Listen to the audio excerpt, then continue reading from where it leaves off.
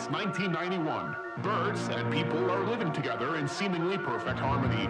Until one day, a young man catches fire.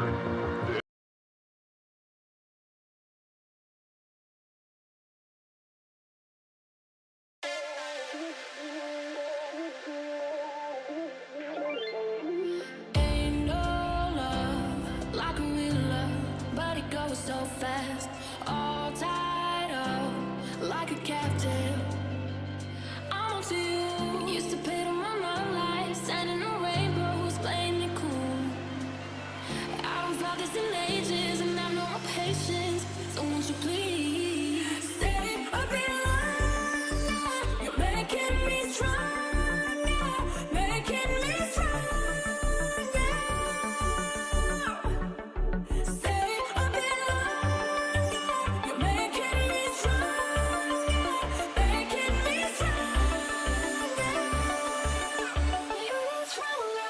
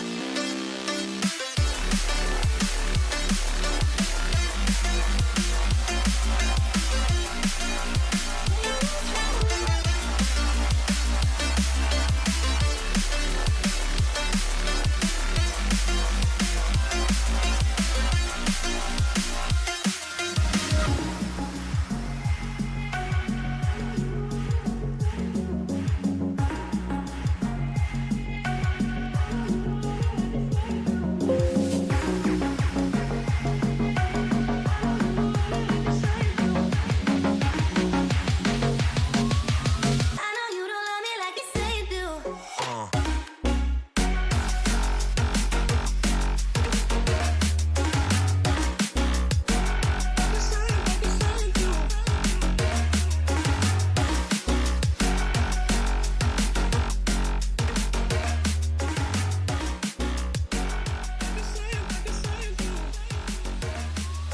I know you don't love me like you say you do.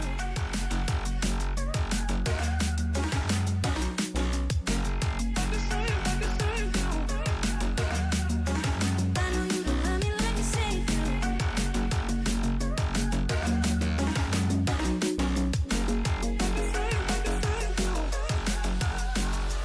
Casting on my promises, you know I'm too generous. Now I've learned to never help you out. 'Cause I'm done cleaning up your mess. Found myself in my regrets. I've become a little stronger now. A little stronger now. A little stronger now. A little stronger now. A little stronger now. You casting on my Ladies and gentlemen, good evening. And welcome to another episode of the Heron Haven, and welcome to the SoFlo Soccer channel. Tonight, it is going to be the preview of Inter Miami versus Monterrey in the second leg in the Concacaf Champions Cup at Mexico. There's going to be quite a few things to talk about here. I'm not going to keep this podcast episode too long. We're just going to talk about a couple of topics heading into tomorrow's late fixture. And yeah, just kind of just kind of see what our hopes are going to be like. Do we have any hope left? Will Messi be able to perform well? Will we have a full, strong starting 11? And we'll talk a little bit about the last match and what we can improve on from the 2-1 defeat that we had in the first leg. So, without further ado, and also just a heads up, I'm not going to be showing any clips or photos anymore. I don't know. I'm getting into a lot of trouble with YouTube. They keep copyrighting my stuff, whether it's the music I play or whether it's the images or the videos and the clips that I put in my, on the streams or in my videos. Even though I do not intend to copyright them, like I don't own them. I don't claim that I own them. I'm merely use it for researching purposes and learning purposes. But anyways, but yeah.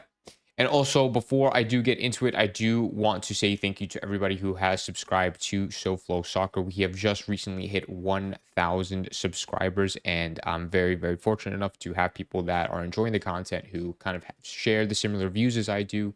And yeah, I just want to thank every single one of you because I do my best to kind of give my input, give like at least a somewhat of an intelligent opinion about certain things, about football, about the game, and you guys pretty much give me back with that same feedback. So really, really appreciate it.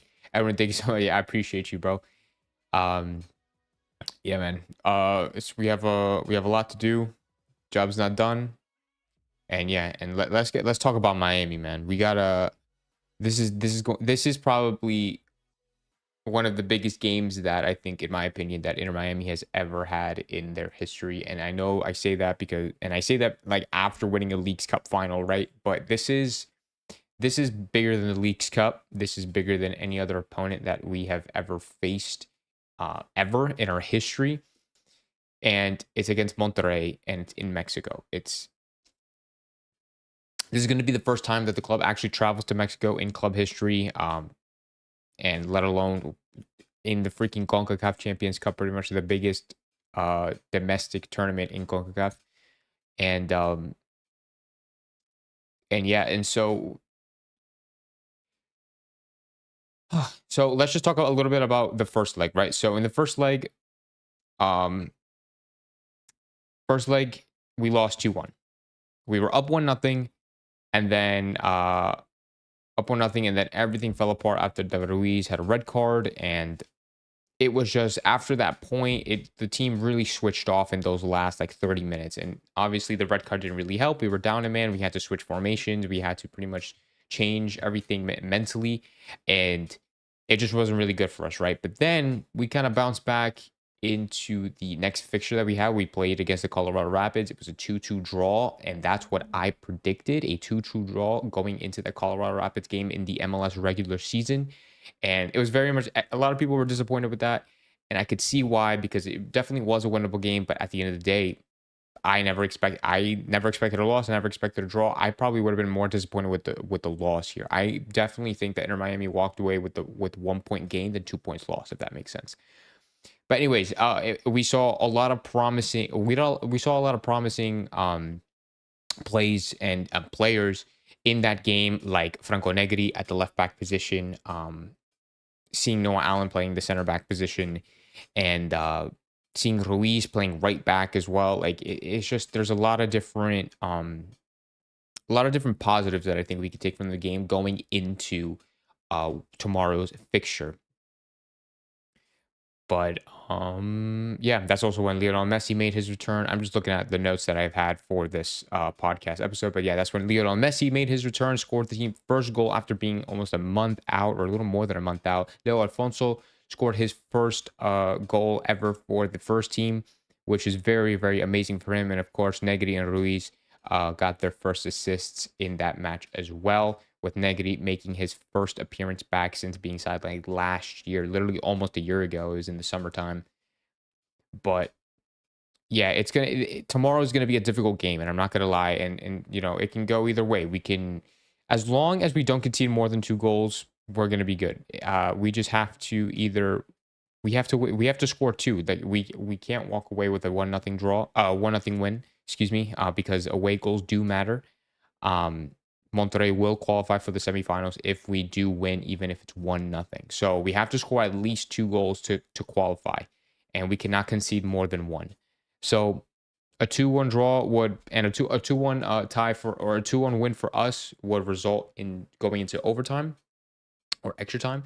And I don't know, honestly, like in that scenario, I don't know how well Inter Miami would do on an extra time basis, especially against a Mexican side like Monterrey, who are very, very strong and have the talent and have the players. Because Inter Miami, I think, do kind of die off as the game goes through. There have been chances, or there have been games where there is just the times where Inter Miami just completely just switch off and like just stop playing football, right? Either they get lost in the field, players start making mistakes, they look tired, we don't have the proper replacements. But I mean, at the same time, we have Benjamin Cremachi. He's back from injury. I don't know if he's going to be making a start, but he's definitely in the squad. We did lose Campana, which is a huge, huge loss as a kind of rotation player for Suarez. And we still have Gomez. We still have Ruiz. We still have Gressel. Redondo is not back, unfortunately. For the center back options, we have Freire, we have Aviles, we have Sailor and Allen even now. Left back, we have Negri and Alba. Right back, we have Ruiz, who could play back there, and then Chelo. Honestly, I think we have some pretty good depth in that area, whereas before with the injuries, it just was non-existent. Now we just kind of have to focus on the midfield and midfield control. But it honestly could go either way. It's going to be very, very difficult. Monterrey fell on the road to Cruz Azul in the Liga MX. This past, I believe it was on Saturday. Today's Tuesday. I believe it was on the 6th. I think it was either Sunday or Saturday. But yeah, and in order to get to where they are now, Monterrey had to beat Cincinnati, which is pretty much one of the best teams in the MLS this season. And even last season, they were a really, really good team. So, and they beat them 3-1 on aggregate. It's really not like, this is not something to be taken lightly. It's going to be very, very difficult to see what Inter Miami can put up against a Monterrey side at home. I mean, I'm obviously hoping for the best. The fact that if we play Messi, I think I'm going to talk a little bit about how we should be playing. I think in terms of formation, in terms of tactics, because I think if we play the way that I say that we play, we might have a chance, right? So if we, as Ace Lionel, Monterrey manager, had a bad record when it comes to this kind of competition, absolutely. But I feel like a Monterrey side at home against an Inter Miami team who we don't even know how they're going to be, like how they're going to be able to handle it or be able to kind of compete in that environment at Monterrey. I'm not really sure. It's a very it's like a flip of a coin when it comes to Inter Miami. They're not totally consistent every time they get on the pitch, and you just have no idea what to expect, whether if it's a good Inter Miami side or a bad Inter Miami side. And I think that in Monterrey are pretty much, I think they're a pretty strong side. Maybe not on paper. We have bigger names on paper, but I think Monterrey as a unit together can easily take this win, especially if Inter Miami made the mistakes that they did in the first leg. Absolutely. Like I definitely could see it. That's not what I'm hoping, obviously, but that it's just what I'm just trying to be as realistic as I possibly can, if that makes sense. But in terms of how I think Inter Miami should be playing, obviously I think Drake Callender should be in goal, but I think we should be playing the 4-4-2 formation, right? I think it worked really well last time out. Last time we played the game in the 4-4-2 formation, I think we played, I believe it was against Colorado. I think we did it. Where towards the end of the game, we shifted to a 4-4-2. And I thought that was kind of the best football that we've played. At least we looked really solid in a 4-4-2 formation with Messi up top, and I'm not worried. Messi and friends are built for these kinds of games. Absolutely, yeah. But a lot of people, when people say that, I'm trying to think of like a good way to put this together. When people say Messi, Suarez, Alba, Busquets are built for these types of situations. They instantly refer to La Remontada against PSG and Barcelona, right? And I'm like, but guys, that was so long ago. I mean, like, I'm not saying that time affects the kind of prep, but I feel like we shouldn't really be comparing La Remontada, right, to a second leg fixture in the Concacaf Champions Cup against Monterrey. I think those are two completely different situations. Yes, obviously having Messi, Suarez, Busquets, and Alba will definitely be a huge factor when it comes to these types of games and these types of situations. They have that experience, they have that mentality to kind of carry the team and lead the team. But at the end, I feel like at the end of the day, like it can't be solely up to them. The rest of the team has to be able to perform and has to keep up to some level of mentally and even physically, and they have to perform. I mean, there's only so much, in my opinion, there's only so much that Messi, Suarez, Busquets, and Alba can do for the team, because if they're not playing with each other, like if the rest of the 7 players or 6 players are not performing, if they're not performing, then what good? Like, what good is it? I just don't believe. I've never believed that we should be solely relying on Messi. We should be solely relying on Suarez, Alba, and Busquets. But hopefully we don't have to. Hopefully the team does have can follow them for the Fantastic Four, like just right behind them, and just not. I don't want to say play at their level, because no one can really play at the level of Messi, Suarez, Busi, and Alba. But we're gonna see. I mean, we'll see. We'll see how it really goes. But I think with the 4-4-2 formation, I think it's going to be solid. Negri starting in that left back position, I think will be crucial, because that will allow Jordi Alba to play a more attacking role, giving him just more opportunities to go forward and create chances with Lionel Messi and even Suarez. And for the center back pairing, it would be Freire and Aviles. Of course, Noah Allen, I don't think would make the start. If anything, maybe Noah could come on for Franco, or it honestly totally depends on the situation, how the game goes. But Freire and Aviles are our 2 best center backs at the moment, and I think that pairing would do a pretty decent job against Monterrey. I don't know if he's gonna start Chelo at right back. I feel like he would. But the thing is that if we start Chelo at right back, he's going to have to play the full 90 minutes and even extra time. If there is extra time, he's going to have to play extra time. I feel like, I don't know. I don't know if he wants to play, because Ruiz played well when he played right back against Colorado. But I think, yet again, it's against Colorado, right? It's not against Monterrey. So if Chelo plays on that right back spot, I really hope he can just play throughout the entirety of the 90 minutes. Because I think he is a solid right back. I really, really like him on that right-hand side. And he's able to get forward as well. He's able to get forward and even create chances with Messi. That's what he did last time out against Colorado. He was able to pretty much get forward and overlap Ruiz and give passes into the box. And he's able to trail back. So if he can do that, but that's also off the bench. So I don't know if he's going to be able to do that for the full 90 minutes. But he is definitely a key piece to the puzzle when it comes to the starting 11. For the midfield, I said 4-4-2, right? So it would be 2 midfielders. I would say, I feel you on that, but have hope. No, I definitely have hope, man. I'm also just trying to be as realistic as I possibly can. I don't want to be a delusional Inter Miami fan, right? Because I've been following Inter Miami since 2020. I've been to every single home game. I'm a season ticket member since day one. And I'm always optimistic when I go to the games. At the same time, I'm trying to give both perspectives, right? I'm trying not to just be like, oh, yeah, we're going to win. We're going to win comfortably. Oh, yeah, Messi's going to carry us. Or Messi's going to perform. Bussi's going to perform. Like, I'm hoping that. But at the same time, you have to get it from both sides, right? You have to be I want to be a little more realistic and more reasonable with my predictions and opinions, right? And I don't want to be completely biased to Inter Miami or any of their players. So, in the midfield, it's going to be, I think this one's tough because, like I said, 2 midfielders, right? In the 4-4-2, we can't go too attacking, but at the same time, we can't have 2 really defensive players, in my opinion. I don't think 2 holding center mids would be good. I think with Busquets there and Gomez is going to have that creative or not creative freedom. Well, I guess the freedom to push up and kind of transition into like a 4-1-2-1-2. Him going up and like playing a cam role, him or Gressel, I feel like, but it all depends.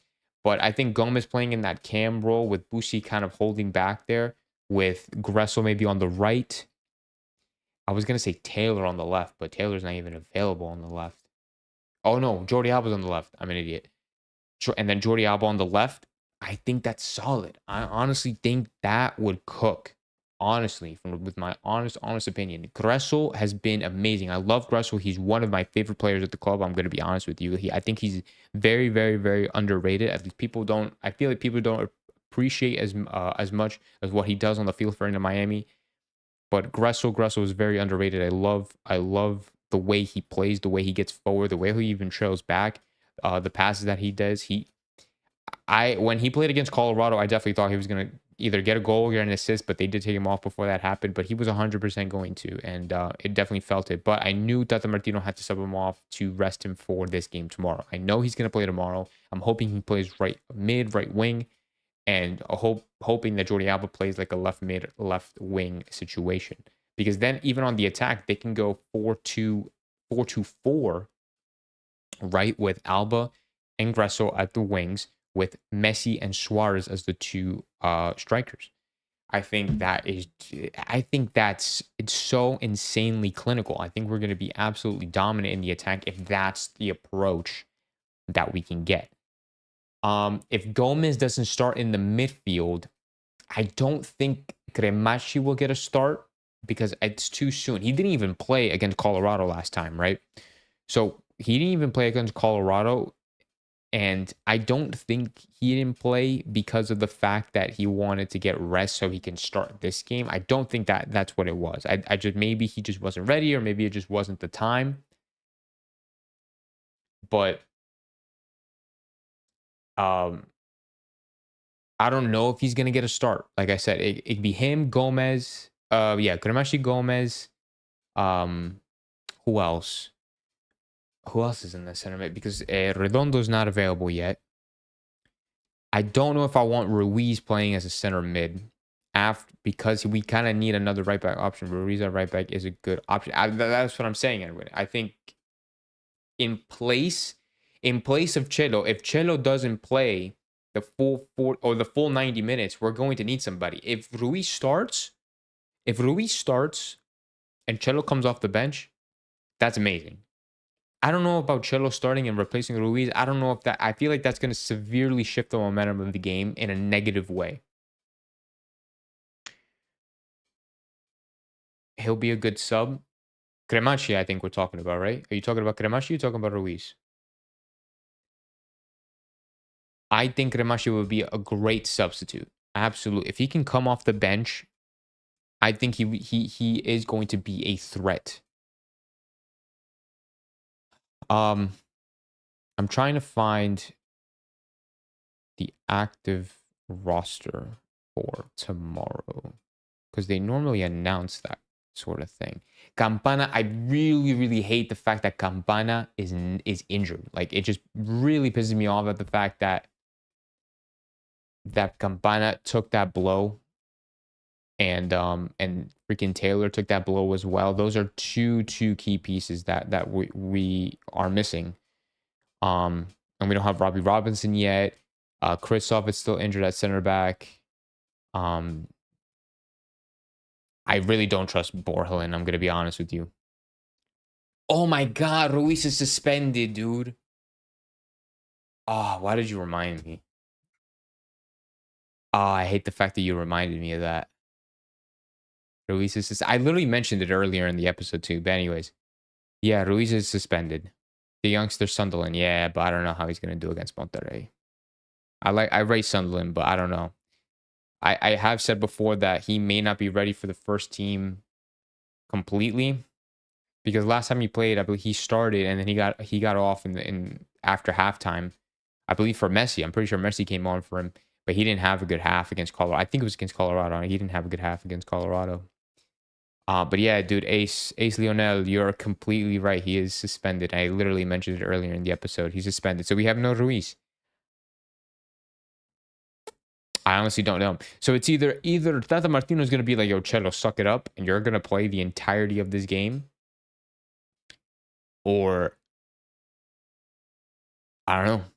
I honestly don't know. I would dread for Tata to play like a 3 center back formation again and play like or a 5 at the back or a 3 center back, 5 midfield. I would dread that. I'm gonna be honest. I'm gonna absolutely dread it. But I'm looking at the roster here. Like who would be that right back? Because Allen is a lefty. He's not gonna play right back. Franco Negri, I think he's a lefty too. Yeah, he's left. He's left-footed. I don't see either of them playing on that right back spot.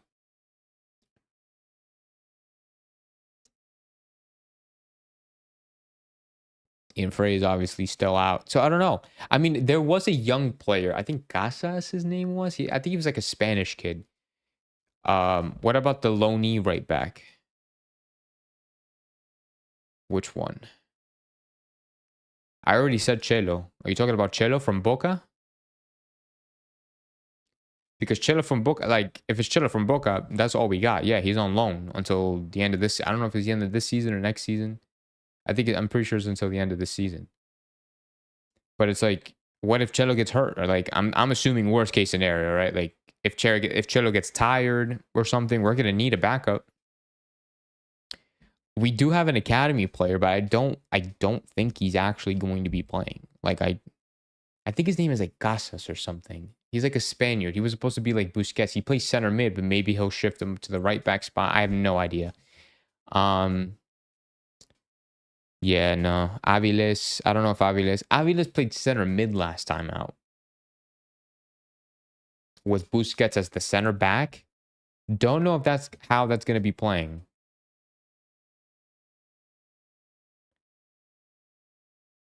I don't know. I don't know if you guys. I don't know if you saw last time out. I don't know if you rated Aviles in the center mid position. With Sergio as the center back. I don't know if you guys rate that at all. Why is this, bro? This heart is like is blocking the chat. Okay, there we go. Let me.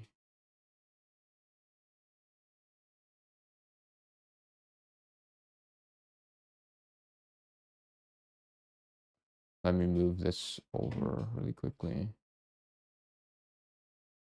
I'm pretty sure Marcelo can go the full 90, but if not, switch Jordi to the right back and put Noah Allen. I mean, yeah, I guess. I mean, if there's literally no other option, that's probably what we're going to have to do is switch Jordi Alba to the right, put Noah Allen on the left.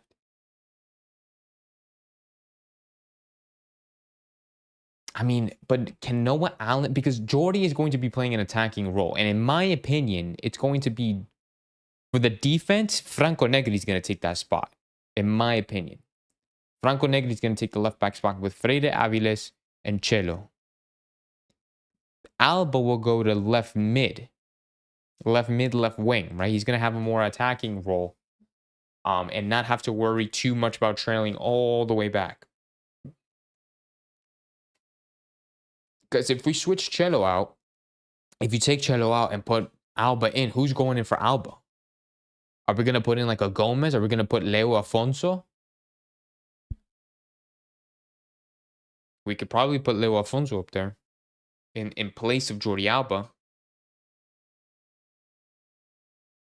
Because Jordi's a left. Is Jordi a lefty or a righty? Edwin. Is Jordi a lefty or a righty? Because I know he plays left back, but is he naturally a lefty? Yo, Boosie Sweeper is crazy, bro. I said Boosie Sweeper. I mean, hey, bro, he was literally playing. He was literally against Colorado. He was dead as playing as a center back, or like even. He was doing fine, honestly, at that center back role. Thing I kind of wish DeAndre Yedlin was still in the team. That's what I'm saying. I feel like they definitely kind of rushed that trade. He's lefty. Yeah. Nah, but he's Jordi Alba, right? He could play right. He could play on the right. Has he ever played on the right? Has he ever played right back before? I feel like he's never played right back before. But because of the fact that he's Jordi Alba, I think like just has that capability. He's just a dog, right? So he's gonna have that capability of playing as a right back and just do just as good of a job as he would on the left. And yeah, and so if Jordi Alba goes on that right, Leo Alfonso can go on that left wing. I'm trying to think of another player that could actually play that left wing. I mean, maybe he could play like a center mid on that wing, like a Diego Gomez, because I'm pretty sure Diego Gomez is a lefty. No, he's not. He's a righty. Okay, never mind. I mean, yeah, no, it's fine. Just play him as like an inverted winger, and then have maybe Noah Allen just kind of overlap and fill in that space. I mean, Gressel, Cremashi. Is Cremashi a righty? Cremashi, unknown. Crazy. Okay. They don't even know their own players. In Miami, don't know their own players. Apparently, Miami is looking to confirm Sergio Ramos. I highly doubt Sergio Ramos is coming. Highly doubt, bro. Because let's be honest, right? Like Messi runs the club.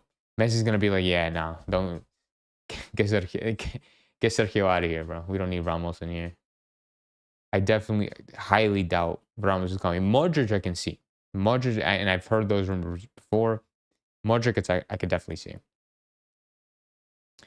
I mean, we do have an international slot open, and supposedly that's supposed to be for Matias Rojas, the El Paraguayo from. He played in Racing. Now he played in the team in Brazil. I think it was Corinthians. It's supposed to be for him. If we had Matias Rojas, I think we would have been set. In my honest opinion, we would have been set because even though we probably would have been like, let's just say all of our players just magically free from injury, right? So that means we would have Robbie Robinson, Federico Redondo, what's it called? Obviously Campana and obviously Kritsov.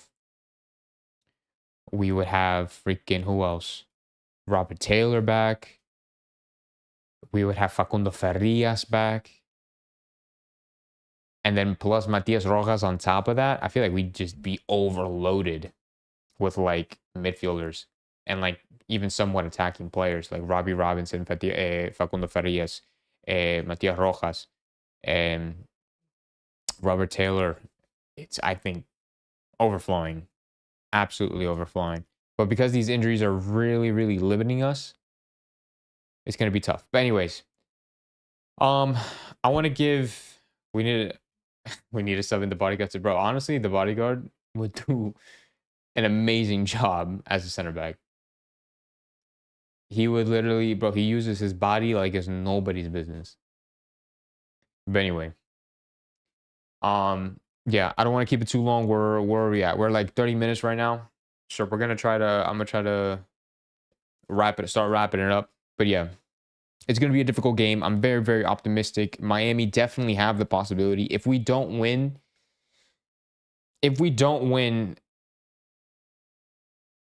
then it's pretty much I'm gonna blame it on the performance we had in the first half, right? Or in the first leg, right?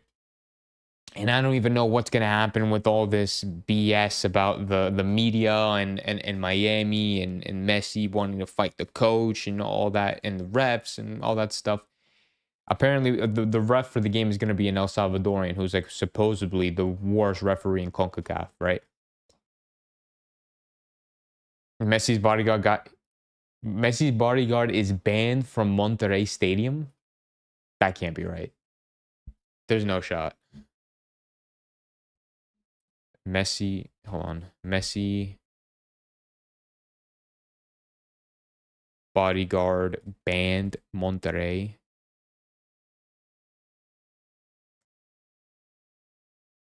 Oh my gosh. Lionel Messi bodyguard banned after ugly incident at Inter Miami game. Lionel Messi's Yacine Chueco has been banned from entering the playing field at Monterrey on Wednesday for Inter Miami's Concacaf Champions Cup quarterfinal following a tense altercation. Yo, what?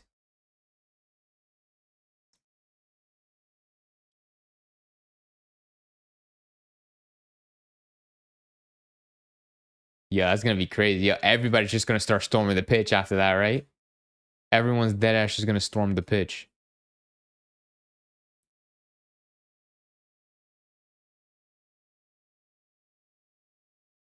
Um, I'm trying to see what he did.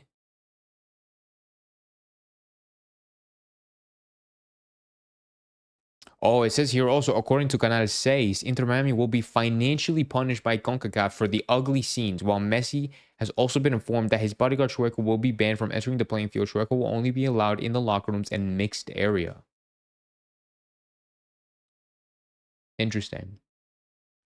Because remember, there was the whole altercation between Messi and the head coach for Monterrey.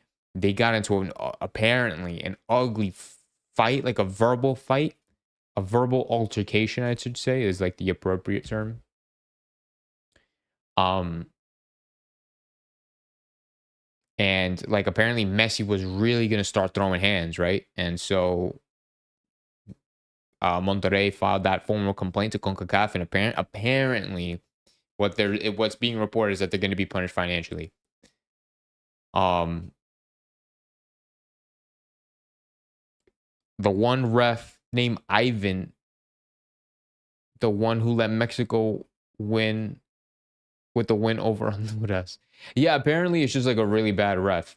I don't know the refs by name. I barely even remember the faces of the CONCACAF refs. I try not to remember them, to be honest. Like, at a lot of times, they are just really, really questionable, the CONCACAF referees. But, yeah, the assistant coach to Monterrey, Nico Sanchez, voiced his pleasure with the match officials who showed the MLS side 6 yellow cards and a red. Sanchez branded Messi as a possessed dwarf who has the face of a devil in a leaked audio after he allegedly put his fist next to his rival's coach's face. Yeah, so that's crazy. Apparently they confirmed that this morning, like what Edwin said. Like this morning, like late last night, early this morning, they confirmed it. I guess after that audio leak, I guess they started doing a little more investigating, and they eventually just found a punishment. Yeah, financially, this source says financially punished as well. Damn, that's what I get for working all day, right? I didn't even check the news this morning. And and I call myself a journalist. This could find the Florida franchise actually going to competition. I mean, hey, bro, forget in Miami, you're broke, bro. Like on some like, I don't know. I shouldn't say broke. They got that Messi money, so they probably. I think no matter what the fine is, they're probably going to be able to pay it off with all that Messi money. Yeah, no, that's crazy. Yeah, no, I had no idea. But yeah, I don't know. That's gonna be, that's rough. Yeah, Inter Miami in a rough situation. The fact that Messi just thought he owned the place and like just started trying to pick a fight with anybody. But it is what it is. Yeah, 40. We're up to 40 minutes now. I want to give my prediction before I kind of end the podcast episode here. So first, like I said, first leg we lost 2-1. Second leg at Monterrey, it's gonna be difficult, man. Okay, let me mention this. When Monterrey played Cincinnati, right? When Monterrey played Cincinnati, I'm pretty sure they lost the first leg 1-0.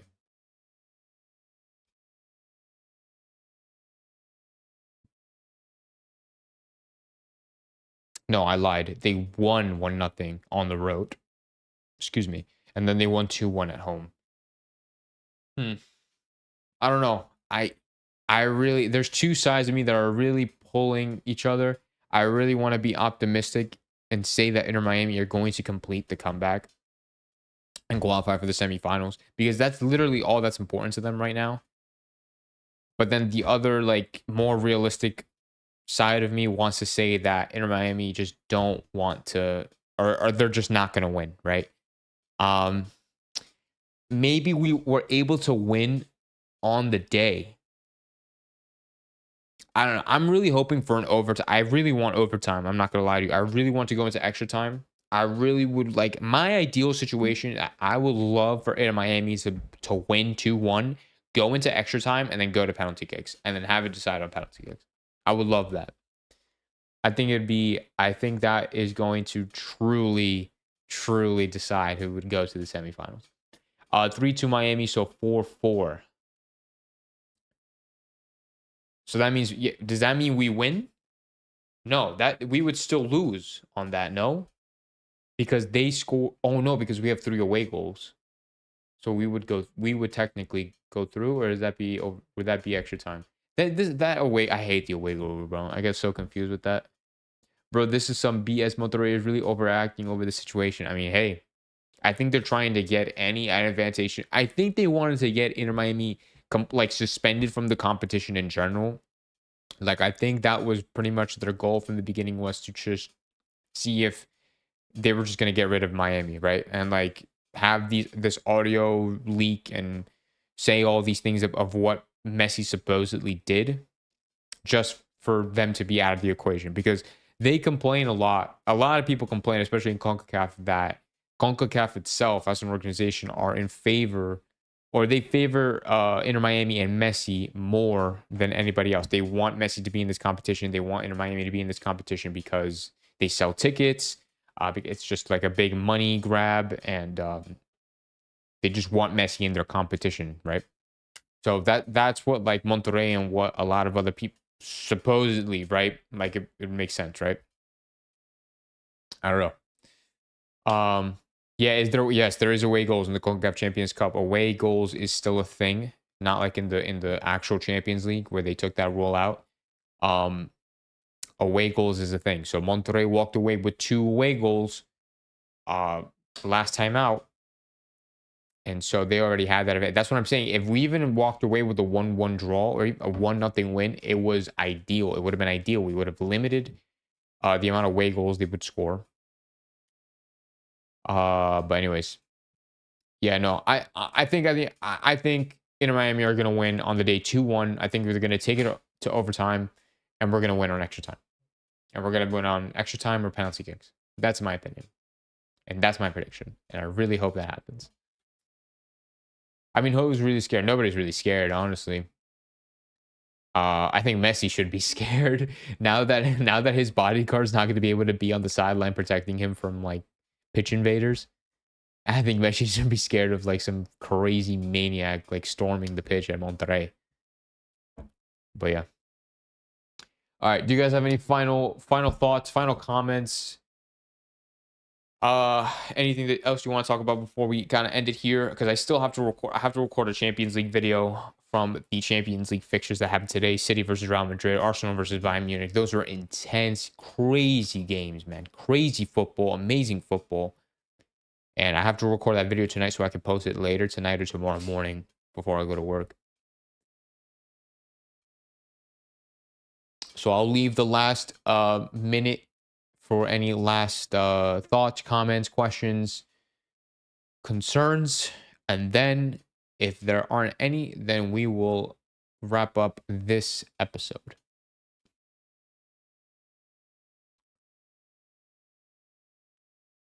Here, let's...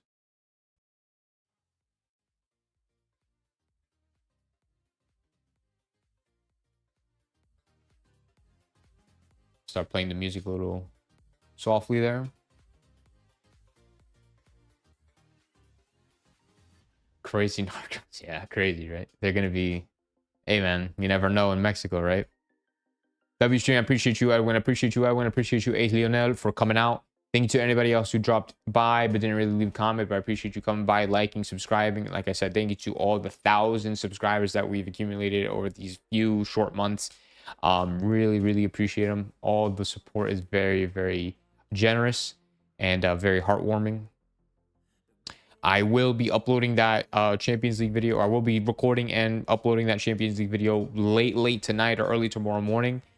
And then, yeah, I'll be live again tomorrow night after the game. Actually, no, that depends because it's a 10:30 kickoff, guys. It's a 10:30 p.m. kickoff. So don't know if I'm going to go live directly after. I don't know. It depends. It depends on the mood. If we win, I'm definitely going to get on. Because it's a 10:30 p.m. kickoff Eastern time live on FS1 and through the end. I'm going to be up right after work. I'm going to just hit the couch and watch the game. So hopefully you guys can catch that. But yeah, thank you guys so much again for watching this live broadcast here on the Heron Haven. This is SoFlo Soccer signing out. I'll see you guys tomorrow. Vamos Inter. Vamos, vamos, vamos. Messi. Messi. Messi. Messi. Messi.